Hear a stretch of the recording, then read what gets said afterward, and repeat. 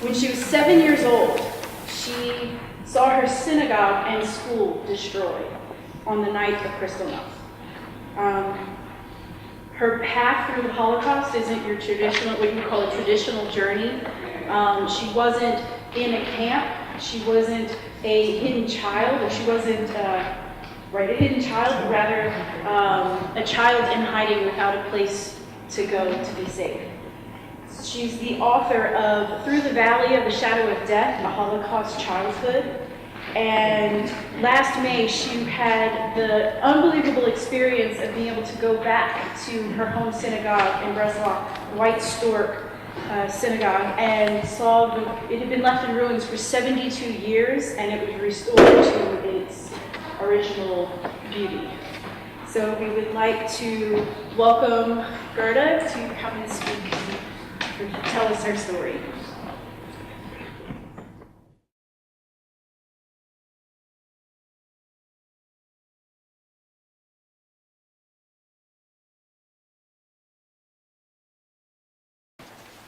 Well, now you heard it all. Nothing more to say. Yeah, what I do have to say is that I have a scratchy throat, so I'll probably be drinking a lot.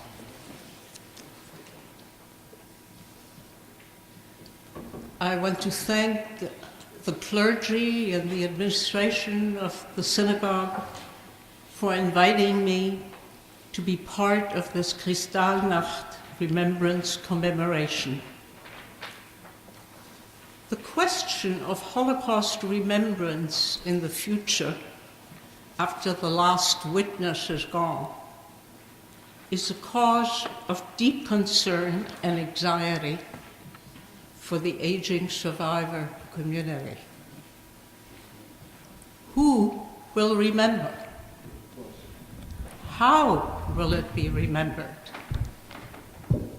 And sadly, in this era of Holocaust denial, will it be remembered?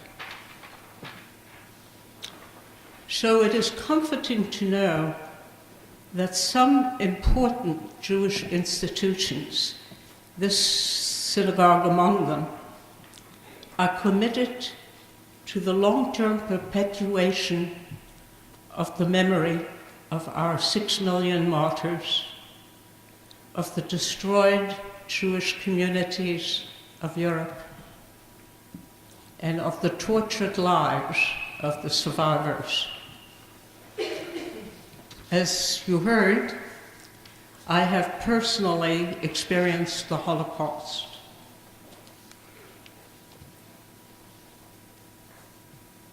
To put this in context, I need to provide you with some background. As you heard, I was born in the city of Breslau in Germany at about the same time as the Nazi Party took over. I'm the daughter of Orthodox Jews who had immigrated from Poland. My parents were active in several businesses, and we lived comfortably. This unremarkable but pleasant life was to change abruptly after the Nazi takeover.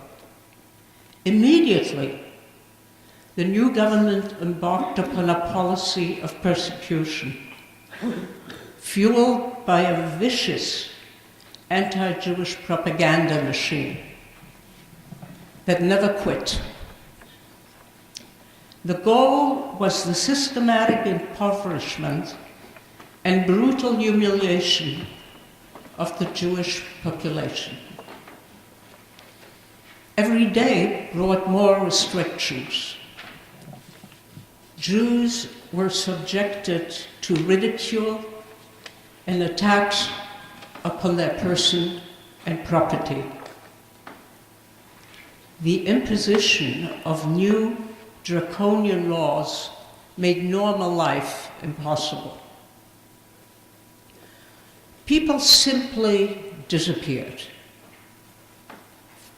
They seemingly evaporated. They were summarily arrested on trumped-up charges, or for that matter, on no charges, in the street, in their homes, at their workplace. No one knew what had happened to them.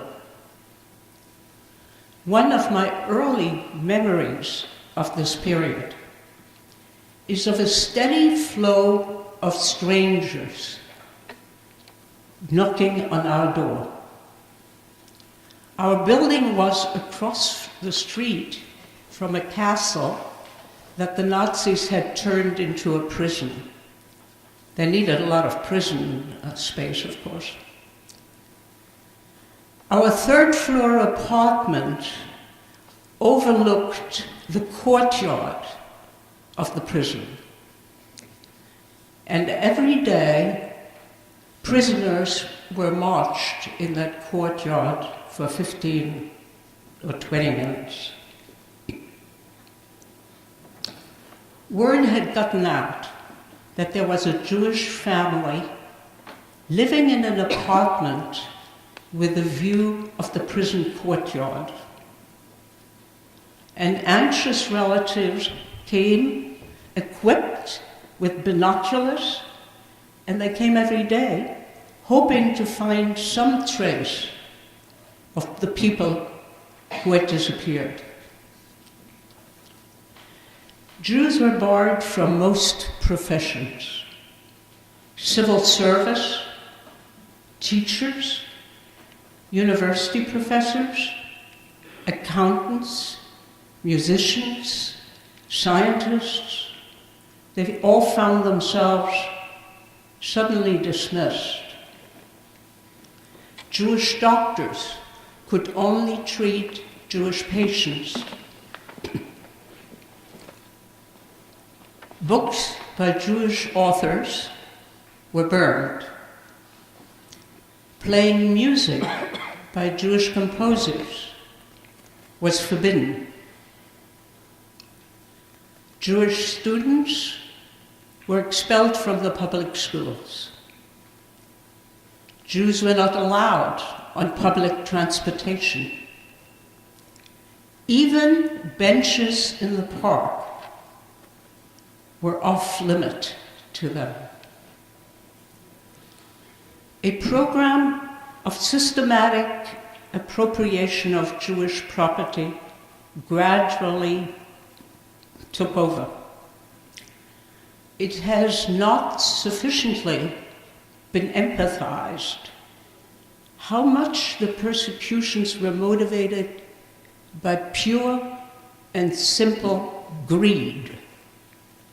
The chance to rob, to steal, to pillage with impunity. Among the measures that were enacted were these. Confiscatory taxes were imposed on Jews, and only on them.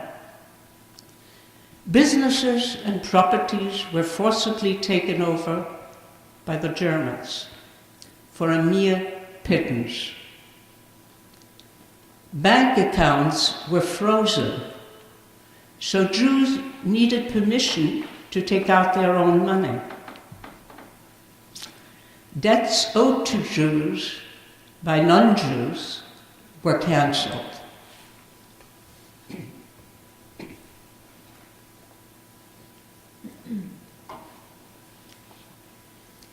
Failure to cooperate in one's own financial ruin was severely punished by huge fines and the threat of imprisonment in camps such as Dachau or Buchenwald.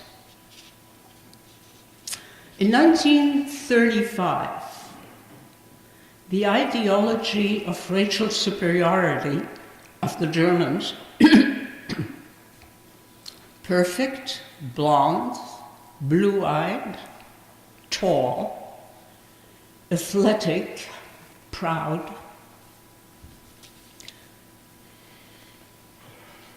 compared to the inferiority of the Jews, ugly, dark, hook-nosed, cowardly, and morally deficient. These views were codified in what is known as the Nuremberg Laws, the law on the protection of German blood and honor. German blood and honor. Outlawed intimate relationships between Germans and Jews, including marriage. Women under 45 were forbidden to work in Jewish homes, which deprived me of my nanny. It was open season on Jews. A whole national culture was built around the degradation of Jews. They had no civil rights. They had no human rights. They had no rights of whatever kind. They were placed outside the walls of protections that are expected of civilized societies. I was, as you heard, 7 years old, younger than my grandchildren sitting here in the first row. Do I remember when these new laws were passed? Did I understand the meaning of the regulations that strangled the Jewish community? Of course not. What I do remember very clearly is the mood of gloom and despair that gripped the household as my parents and their friends watched their lives and their security that they had built for themselves disappear.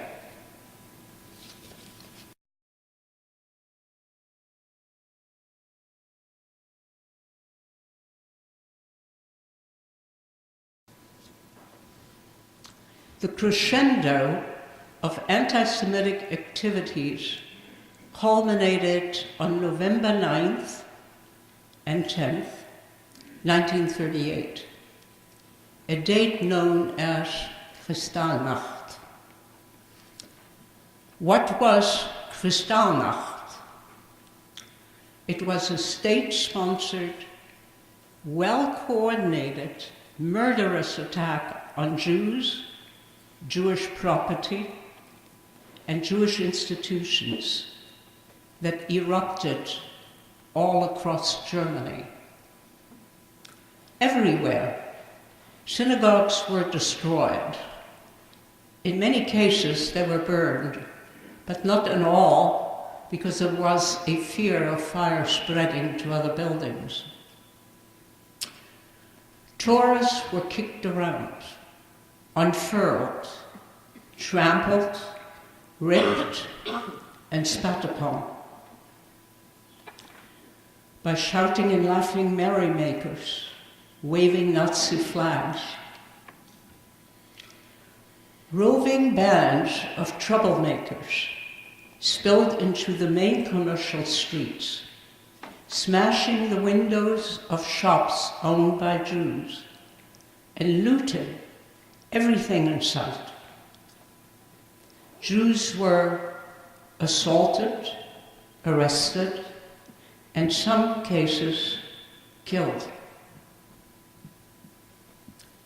Soon, the sidewalks were littered with broken glass.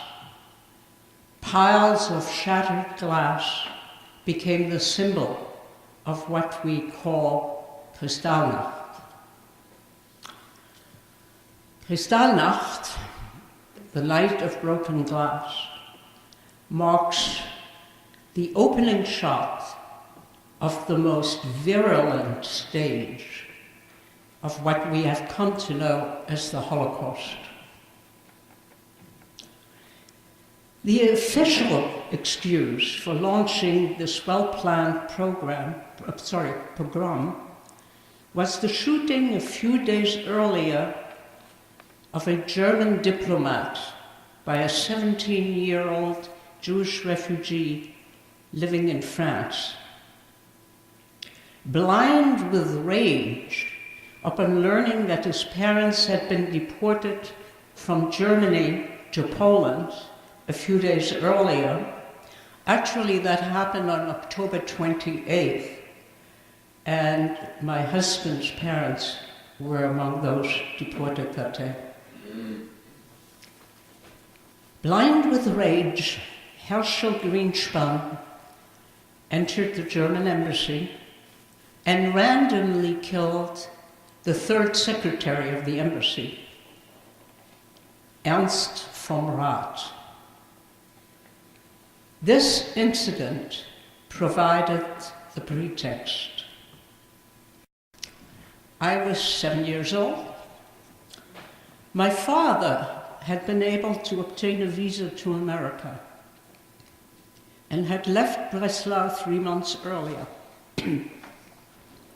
leaving my mother and myself behind to await a visa that never came.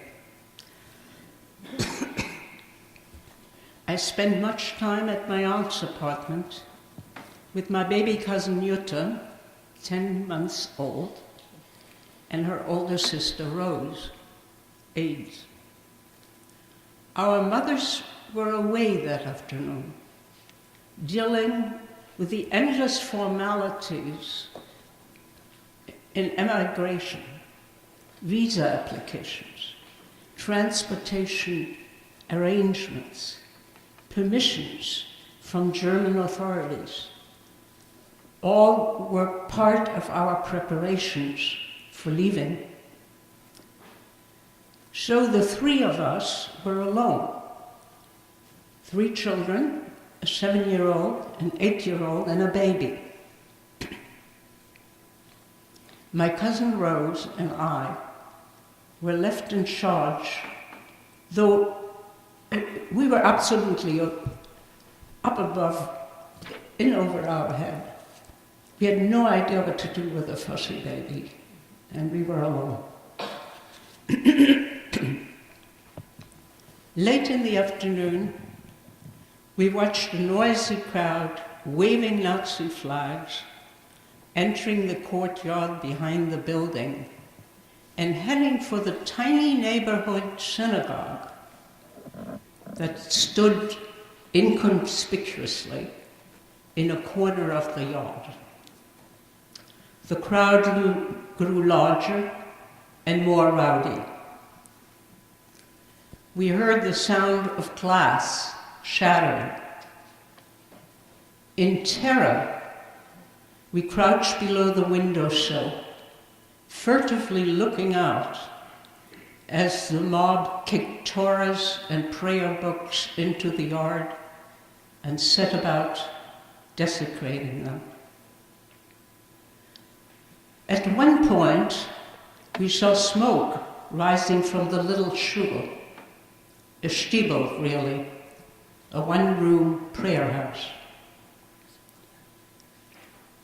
Scared, but also fascinated, my cousin foolishly opened the window a little to ask no one in particular what was going on. Someone happily shouted back, "Your Jewish outhouse is on fire." The fire was quickly contained to avoid it spreading to other buildings. Having done their job, the merrymakers moved on to their next target. Our mothers hurried back, glad to find us unscathed and the apartment in good order. On their way, they had seen wandering mobs enjoying a good time as they shouted insults, smashed windows, and beat up unlucky Jews in their path. We had no idea of what had caused this explosion.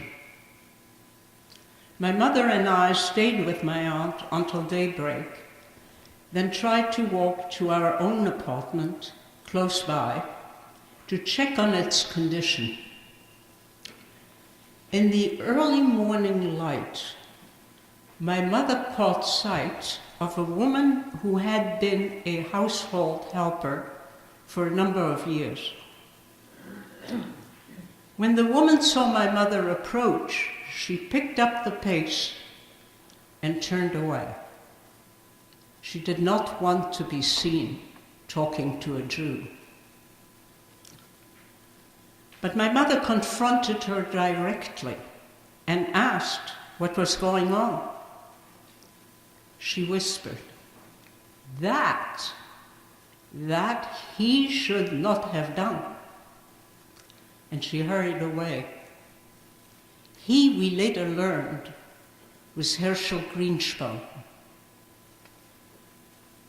We walked on through streets littered with glass from looted shop windows. The main synagogue had been severely damaged, and so had the adjacent school, where I was a student. Heaps of glass shimmered on the ground. These are the vivid memories of a bewildered child, too young to understand any of those. They are but a narrow slice in a very big canvas.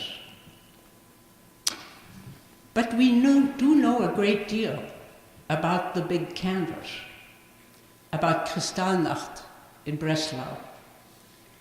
There are official records, newspaper reports, accounts from witnesses, and also Jewish sources.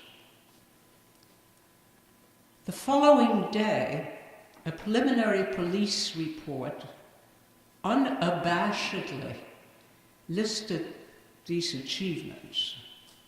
One synagogue burnt that would be the Neue Synagoge, the new synagogue, which was the Reform synagogue. 2 synagogues destroyed, including the White Stork synagogue. The number, by the way, is inaccurate. There were more synagogues, and they were all destroyed, including the Stiebel in the backyard of where my aunt lived. At least 500 Jewish shops completely demolished. Another 35 Jewish businesses destroyed. 600 men taken into custody. Now that number is too low, much too low. There are other sources that estimate at least 1,000 men and some women arrested that night. The city's main synagogue, known as the White Stork, was severely ravaged.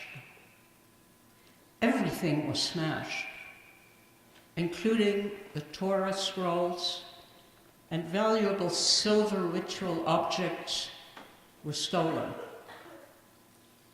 Across the street, the well-known Breslau Theological Seminary, if I had time I'd tell you more about that, was extensively damaged, and its rare books library pillaged. Valuables were confiscated. Cash, art, jewelry, automobiles, anything of value. The opportunity to rob Jews without fear of punishment was a major incentive to participation in the mayhem. Explicit rules had been issued to ensure that a fair share of the loot that night would be reserved for government officials.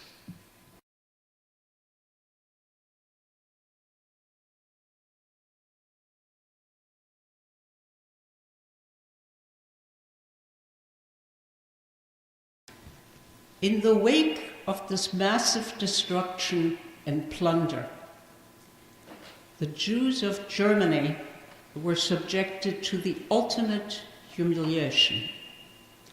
They were collectively assessed a penalty of 1 billion marks, that's billion, as atonement for the murder of Ernst vom Rath and for the cleanup operations after the rampage.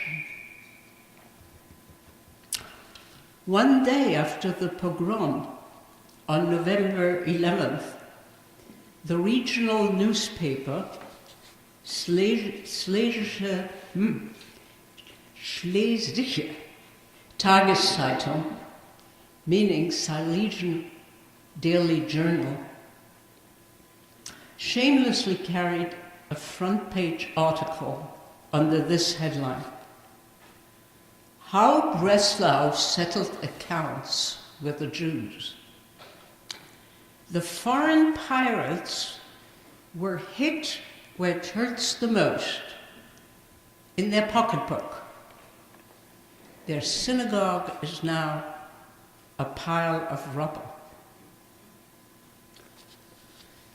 I'll quickly read some excerpts. Yesterday, Thursday, will never be forgotten. Word came that the synagogue is in flames. The work of the Jews went up in flames. Agitated masses of the people went through the city, and wherever they found a Jewish business, the windows were smashed and the plunder thrown into the streets. No Jew will ever return to his business, to once again suck out the blood of the German economy. Jewry will never recover in Breslau or anywhere in the German Reich. When I was born, Breslau was a city of 600,000 people. Some of you have these flyers, and there are more to be had with some of this information. About 23,000 of these people were Jews. More than half managed to leave between 1933 and the start of the war in September 1939. Their descendants are dispersed all over, including in Livingston, New Jersey. The lucky ones found refuge in England, which was at war but never occupied. Better yet, in America, in Australia, or in Palestine, which was the name of Eretz Israel before independence. Those who were not so lucky, like my mother and myself, escaped to Holland, or Belgium, or France. A few months later, these countries were invaded by the German army. Immediately, without missing a beat, refugees from Germany and other Jews living in those countries were relentlessly hunted and fell prey to the deadly furor of the Holocaust. Many of those who had escaped from Germany did not survive. When the war broke out in September 1939, about 8,000 Jews were hopelessly trapped in Breslau. Still, we know that some form of Jewish communal life, including religious services, continued until March 1943, when the city's last Jews were deported to the death camps in Poland. By the time the war ended in 1945, there were 160. That's 160. 160 Jews left in Breslau.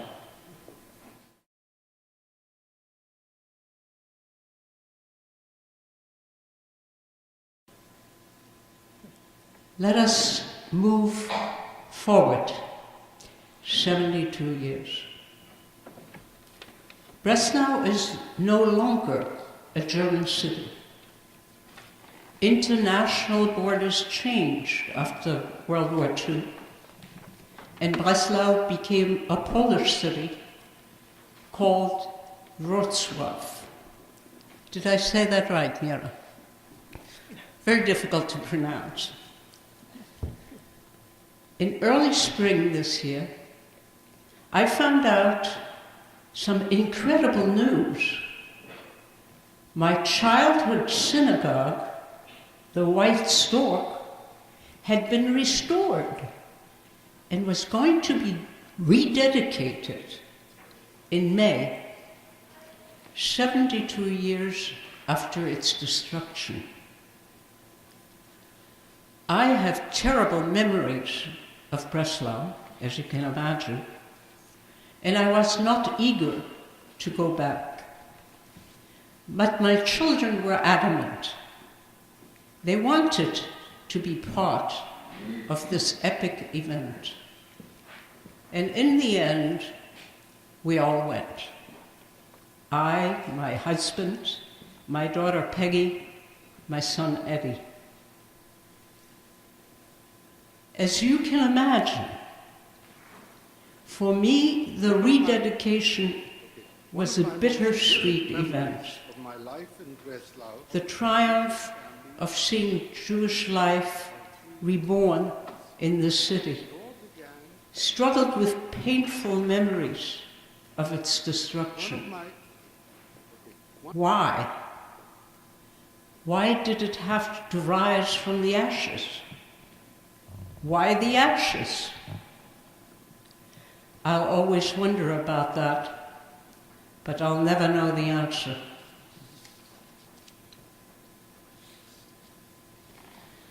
The opening started with an interfaith service at the synagogue, attended by Catholic, Protestant, and Russian Orthodox clergy. Now, I cannot begin to tell you how amazing it was for someone like me to see a Polish cardinal in a synagogue. A changed world. This probably does not register with us in this blessed country. We're used to this. What's the big deal in interfaith service? We have them all the time.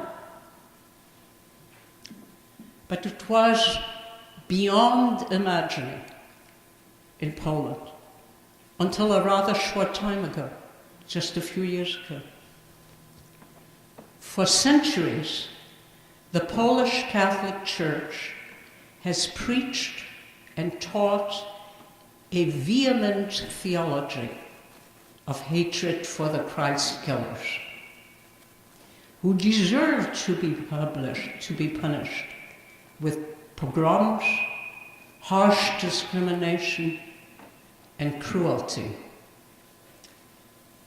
To see a prince of the church, a cardinal, set foot in a synagogue to take part in a religious service was literally mind-blowing.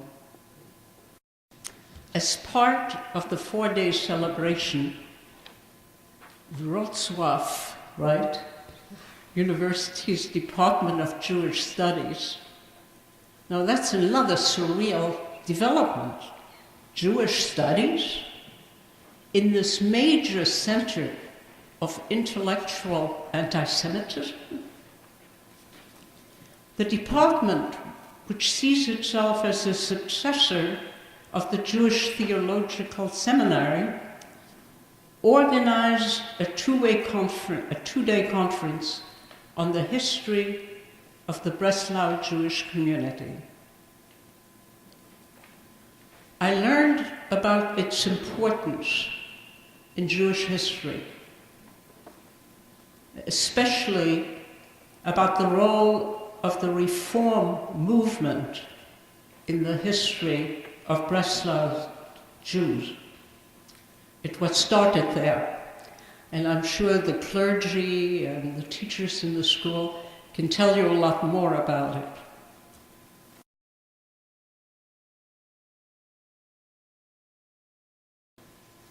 Here, I want to share with you a very personal moment in my return to my native city.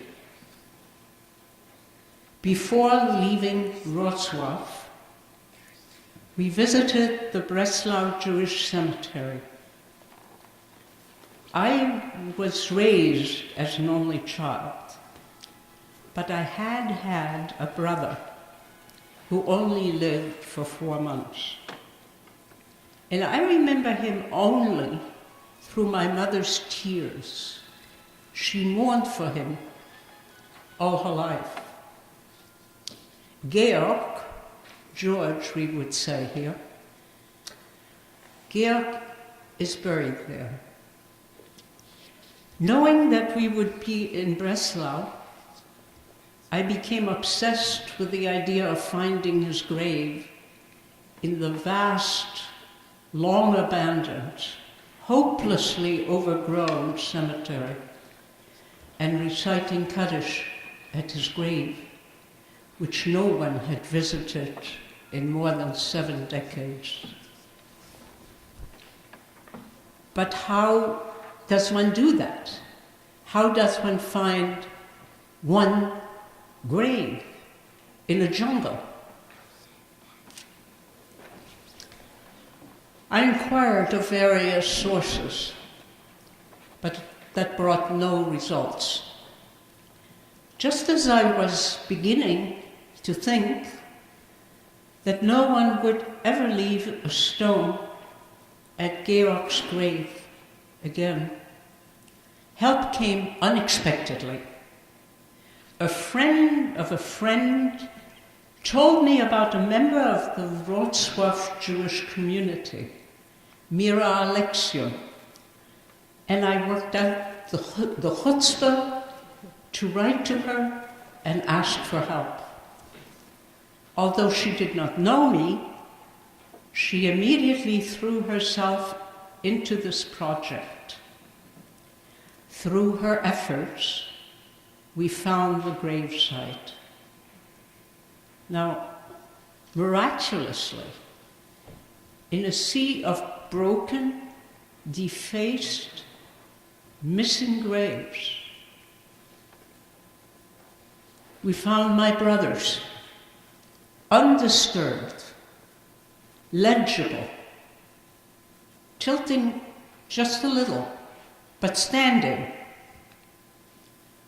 All of us spontaneously dissolved in tears at the sight of this little headstone of Georg Jankel Bierzonski, the beloved little son of Avigdor Mendel and his wife, Blima.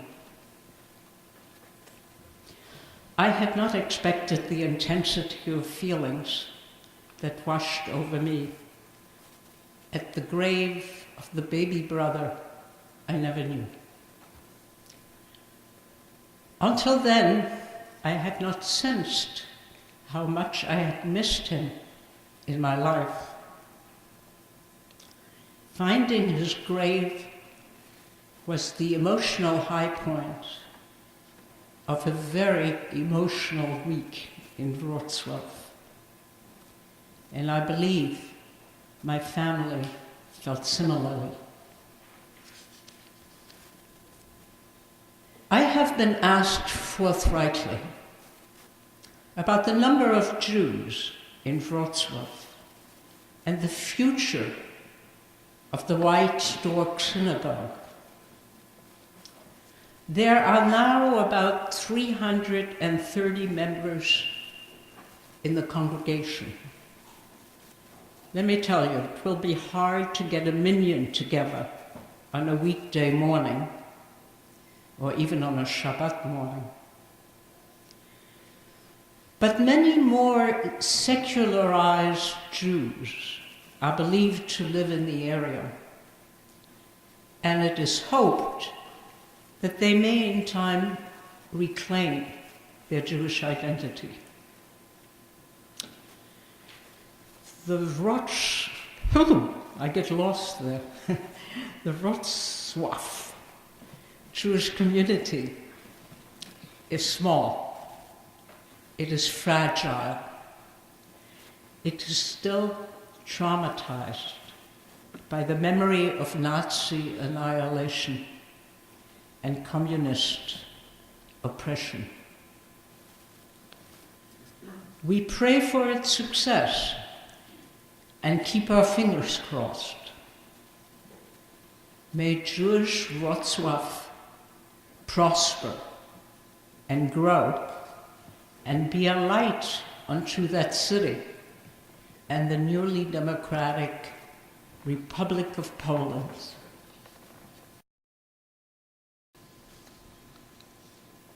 My parting message to you is short, especially to you teenagers over there.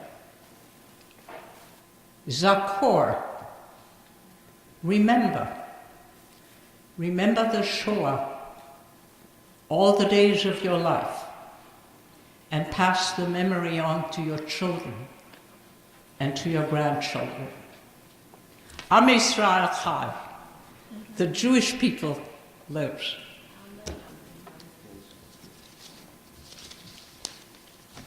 Now I have a surprise for all of you.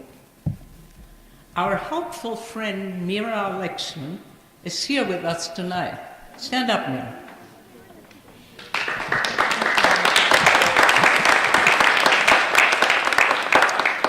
I wish there were time to tell you the story, Mira's story, which is quite remarkable. She is visiting from Wrocław, where she lives and is a member of the White Stork Synagogue, and is engaged in rebuilding Jewish life in what was once a vibrant Jewish community. She's a well-known Polish artist, and in cooperation with Michael Szydrik, the chief rabbi of Poland, she just finished a major work inspired by the weekly parashas of the Jewish calendar.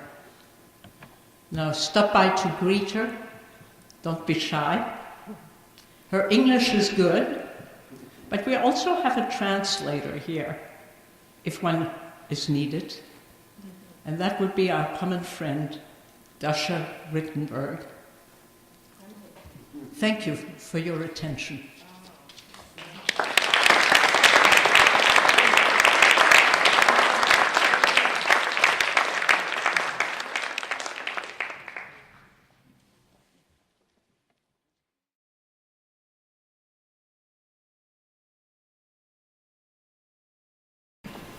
Does anyone that has experienced the Holocaust, are they able to ever rehabilitate themselves where they're free from the constant dread and feeling of what they endured during that experience? Well, that's an interesting question, and it's hard to generalize. What I experience is not necessarily what other people experience. I would say to some extent, to a great extent, it's a matter of age. My mother was never able to get over it in any way. I was 14 when the war ended, and I had missed years of schooling. And it was a hopeful moment in my life. It had ended, my father was in America, I was finally going to school. And I would say it was an optimistic moment in my life. And, you know, young people are energized, they have a need to learn, they have a need to make connections. That was certainly my case, and I would say that I functioned very well for many years. Now, in the audience is a friend of mine who knew me professionally when I was in my late 30s, and I think she would agree that I was certainly a working, functioning human being. But as we age, it somehow comes back to haunt us. At least in my case, I know in my husband's case. Again, I don't want to generalize, but that's been my experience. My granddaughter, please. You haven't had a bat mitzvah, right? I'm sorry, can you repeat? You had a bat mitzvah. Did you have a bat mitzvah? Did I have a bat mitzvah? No, I did not. Partly because it was the war, partly because we were on the run, and partly, you may not know that, but they didn't have bat mitzvahs for girls where I was. It was unheard of. And so the answer is no. Oh, my grandson.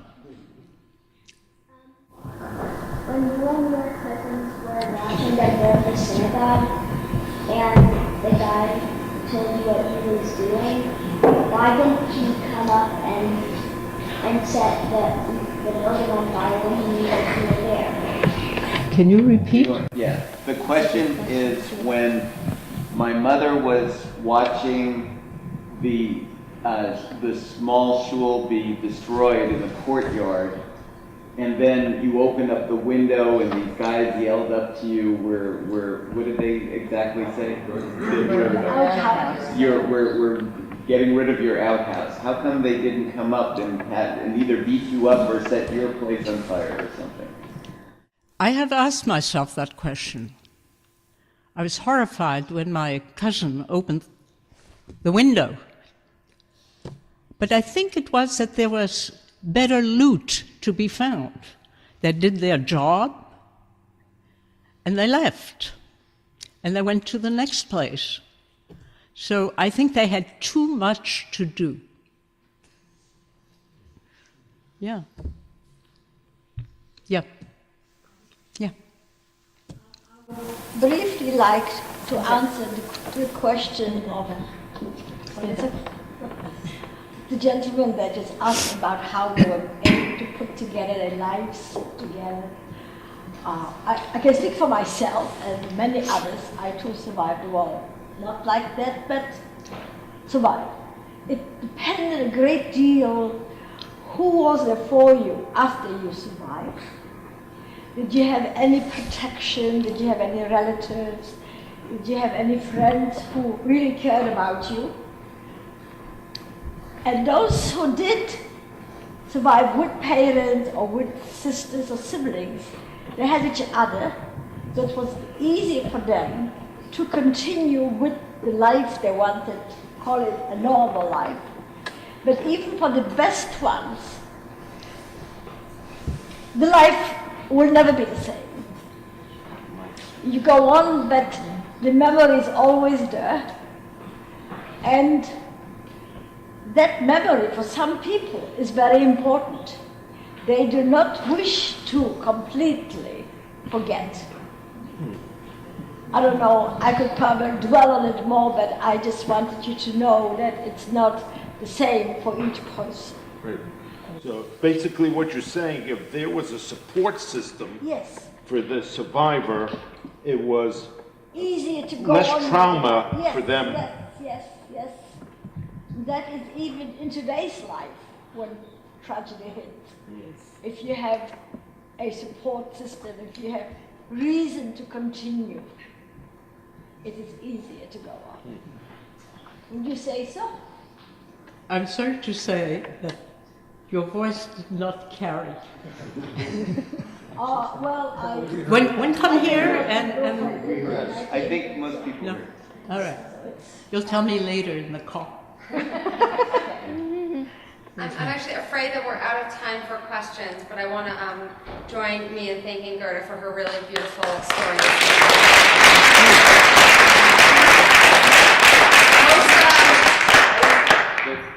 Do you want to mention the email that's on there? So I'll say that most of these stories don't have not quite a happy, but such a redemptive ending for her to see her synagogue restored and to be able to go back there. So I think there's a really powerful redemptive message in her story. And email and maybe about the book too.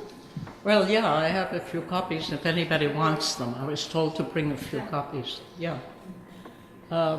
This is autobiographical. Some of you have read it. Into the mic. This is autobiographical. I know some people here have read it. And I brought a few copies if anybody wants them. The other thing I want to call your attention to is that we have this flyer, and most of you, I guess, picked one up. At the bottom, it says, questions, comments, contact Eddie Bikales. That's my son here. And he'll forward messages to me.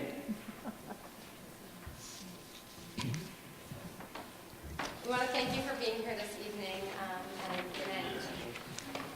Thank you very much. Very much. Really.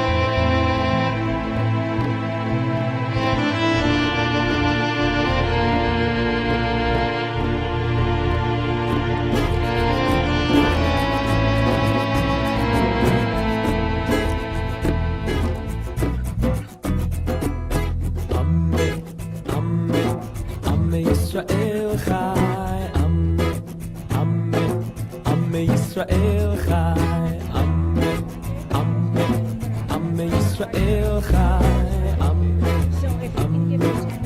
Yisrael Chai, oh, the Avinu Chai, oh, the Avinu Chai, oh, the Avinu Chai, oh, the Avinu Chai, Am Yisrael Chai, Am Yisrael Chai. Jake, have a good one. Do you have it? Do you have two brides? I have 50,000. Okay, okay, I think we're okay.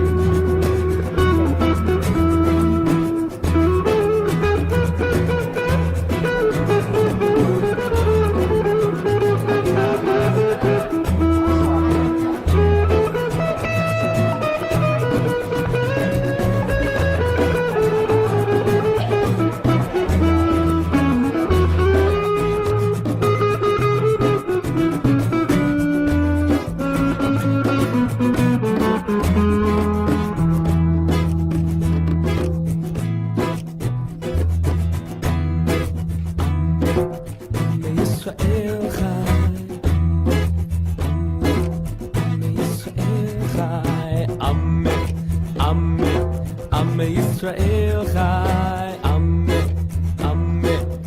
Yisrael Chai, oh, the Avinu.